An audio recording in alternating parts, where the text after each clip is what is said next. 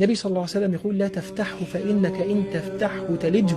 ربنا بيقول لك وخلق الإنسان ضعيفا، أنت أضعف من أن تقف على أبواب الفتن ولا تدخلها، فلا تستأسد. ابعد ابعد، شوف انت ايه اللي وقعك وايه مواطن ضعفك، وما تكررش ان انت تروح هناك. كن قويا بالإعراض عن مواطن الضعف. ما تقولش لا انا هروح عند مواطن الضعف وابقى قوي. قوتك ان انت ما تروحش هناك، مش ان انت تبقى قوي هناك. ما حدش قوي على الفتن.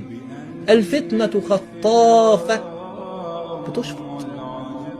تشفطك، تبقى ماشي كده سبحان الله، ماشي ماشي هوب فتن. ودينا بنسمع صبح وليل عن حاجات نسأل الله عز وجل السلام.